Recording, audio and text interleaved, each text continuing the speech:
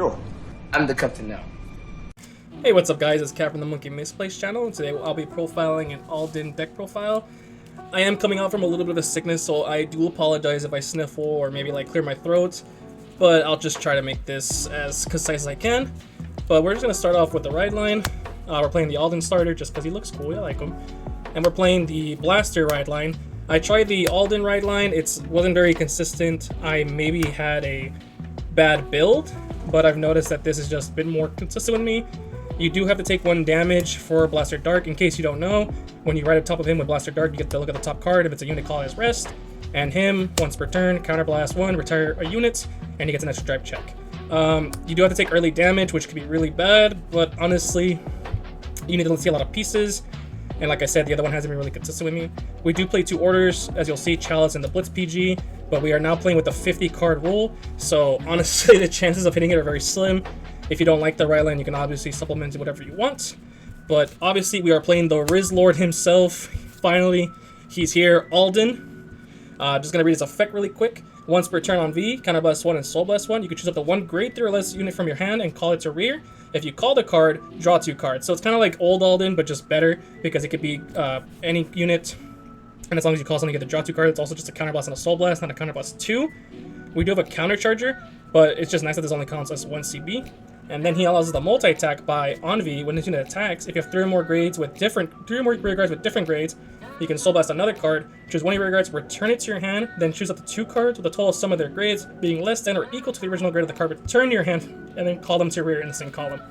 So essentially, if you have a grade 3, you will bounce it and then call it grade 2 and a 1. You can call it 3 and a 0. We are getting a promo. See if Leo can post the promo here. It is grade 0. We are also getting another card in set 1 for Divine Z, which is really good. You guys have probably seen it, but I will probably make another profile when it comes out. But yeah, this guy is really cool. He fills up your hand. He allows you for multi-attack. Honestly, starting off, it's pretty good. It's not going to compete with the current meta, and I don't know with the new support if he can still compete, but it'll at least make him a lot better. Going on, we're of course playing 3 more because Persona is very important. So we were also playing Chalice, one of the orders that I mentioned. Pretty self-explanatory. The grade that I showed earlier.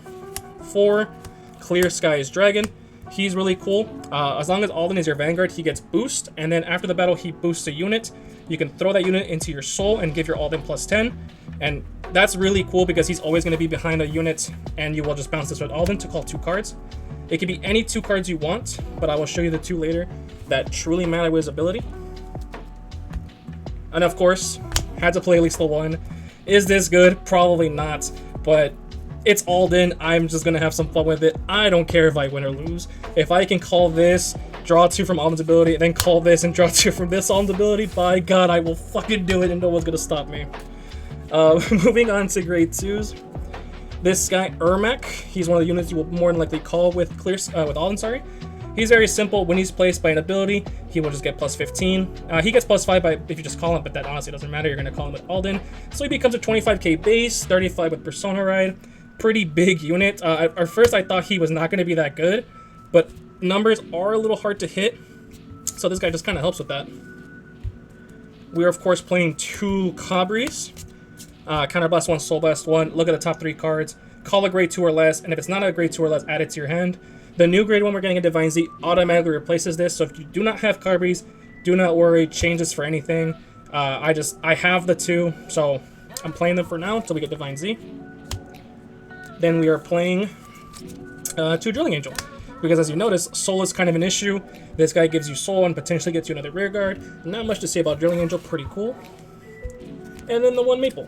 You know, she recurs herself, she's good pitch fodder. This deck does not have really good pitch fodder, and she just kind of fills that slot. You will hopefully drop Persona Ride, so she will just keep coming back, and she's a grade 2 to count for your 3 different grades. That's it for the grade 2s. Moving on to the grade 1s. We're playing triple Firone. Yeah, Firone.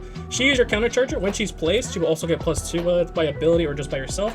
And to counter charge, you gotta discard a card. Pretty hefty cost to pay, but it is not a once per turn, so it kind of balances out. Plus, Alden draws you 2 cards, plus the drive checks another 2 cards, and if you draw Persona at 6 cards a turn, so it's kind of fair. Your hand will be clogged with grade 3s, specifically Clear Skies Dragon, so you can always just pitch those. Pretty good, but I think as a 3 of, just because space is still actually a little bit tight even with the 50 card rule. Then we're playing Triple Lear. She on-plays by the card's ability will Soul Charge it too. So this makes it so that Soul is not a problem. She's a great card to call when you bounce Clear Skies. Leo actually showed me this card. I didn't know this card existed, and it's been working really, really well. Calling her once or twice is usually enough, so you can always just pitch one for PG or something and don't feel too bad about it. I am playing 4 Painkiller Angels.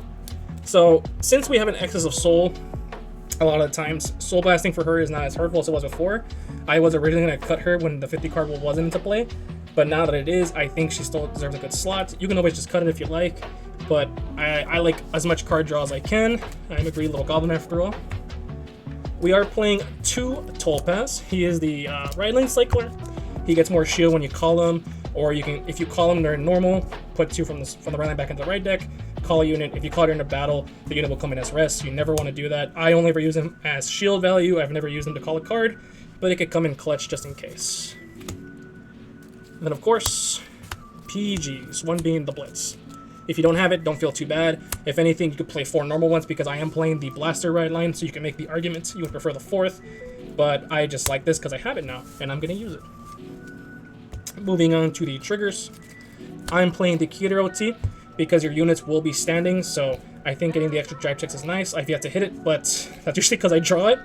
But you can really replace it with any OT you like. I also have the SP, so I want to use it because it's pretty. I am playing 4 Effect Fronts for my trigger lineup. Like I said, hitting numbers is a bit of an issue. This helps, and this is more shield value. We do play quite a chunky amount of grade 3s, so having the extra shield can be really, really useful. It has helped me a couple times. So if you want to cut this down to 3, go ahead. I might test draws later, but honestly, I've been really liking the fronts. 4 effect crits. I don't want to say it's mandatory, but I would be a liar if I said I did not call this unit a lot to count for the different grade and the soul usage. And the +2 has been annoying for my opponent, Leo. So it's actually kind of funny that this guy's doing what he's supposed to do. If you don't have them, don't feel too bad, but I think Alden is worth it, you know? Splurged on all of it. He's finally a Vanguard, he deserves it. 3 vanilla crits, just for the extra pressure. And then I play 4 regular heals.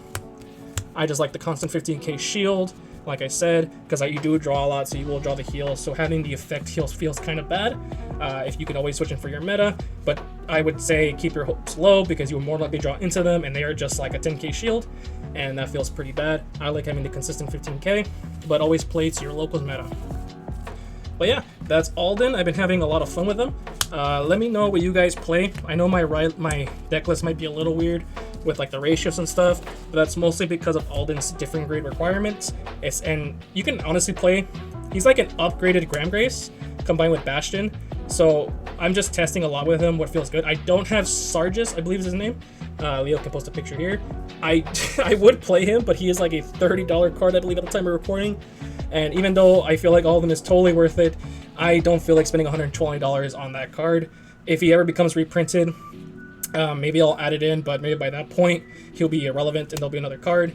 Like I said, we're getting 2 new cards, so space is going to start getting a little bit tighter. But I hope you guys really enjoyed the video.